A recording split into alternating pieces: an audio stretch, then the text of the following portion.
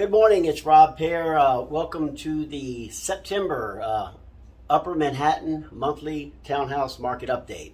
You have me on a cell phone today because Bestar and my filming team, they're on vacation today. So I wanted to get this information out, so here we go. We're going to go over the same three things. We're going to go over the active listings, we're going to go in the in-contract listings, and we're going to go over closed and recorded. And lastly, my outlook on the market. So active townhouse listings. Right now we have 117 on the major listing syndicating sites. We have identified 32 on some of the smaller sites that are more unknown.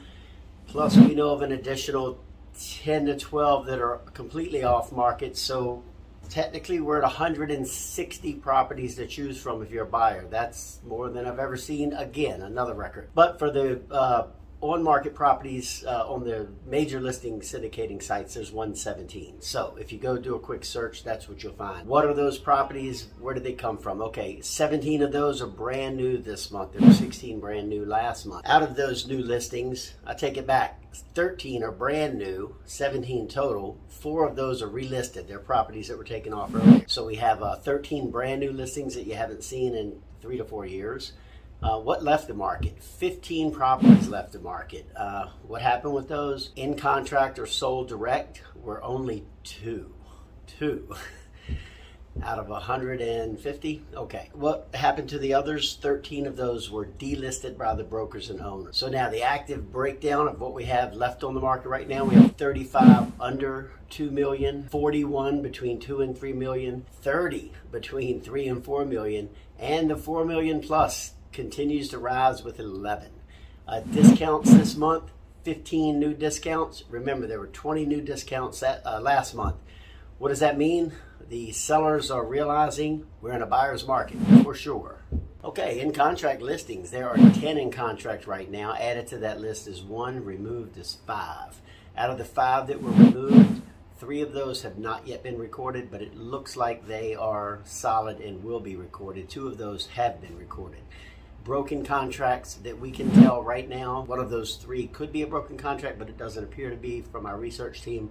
So 0 broken contracts this month at this point. The in-contract breakdown, what's in contract? 4 of those are 2 million and under. 2 of those are 2 to 3 million. 2 of those are 3 to 4 million, and 2 are 4 million plus. So, you know, it's across the board as far as the price ranges right now. Let's talk about closed and recorded. Okay, so closed and recorded this month. Now, we talked about in contract that closed and recorded, and now we're just talking about closed and recorded. A little bit different because of with the increasing number of properties that do not get on the listing syndicating sites, but the brokers sell them directly or the owners sell them directly. They never hit the in contract list. So 5 properties were closed and recorded last month. 2 of those were 1 and 2 family homes, 2 of those were 3 plus, and 1 was an SRO. Here's the interesting part. Prices. Every month I talk to you about the average price and the price per square foot of these properties that have sold. So last month, or this month, which would be this is September, so this is August data. 1 to 2 family homes went up again, average sale price 2.6 up from 2.3, 12% increase. 3 families and up, 3 and 4 and 5 families, they went up again for price, average price from 1.99 to 2.23. And then the SROs fell again 18% with an average price of 1.8, but there's a small data pool, so be careful with that. As far as price per square foot, another good indicator when when starting to shop. 1 and 2 family homes went from $654 to $725. The 3 plus, which is a increasingly attractive market because of the rents are so high right now compared to what they were a year or 2 years ago. So that market went up from $492 a square foot to $541 per square foot, so up 10%. And again, SRO's price per square foot fell again to $471 a square foot. Now, my outlook on the market. Okay, so Robb's outlook on the market. Here it is, September 2022. We're in a buyer's market, 100%. Look at these charts. They came up earlier. This is our inventory chart. All-time high. This starts back in 2020. Hopefully my team will be able to put a chart up here. We're up at 120 plus, 150 actually. Look at this in contract over here. You probably can't see it. In contract all-time low, down to 10 over the past 2.5, 3 years. With an all-time high inventory and an all-time low on closing ratios now and in-contract listings, we're obviously in a buyer's market. But what does that mean? Here's what it means. If you don't have to sell, and you're a Harlem, I always say this, if you're a Harlem townhouse owner and you don't have to sell, you don't have something to do better with the money, don't sell, hang on. That's what I would do. That's what I'm doing.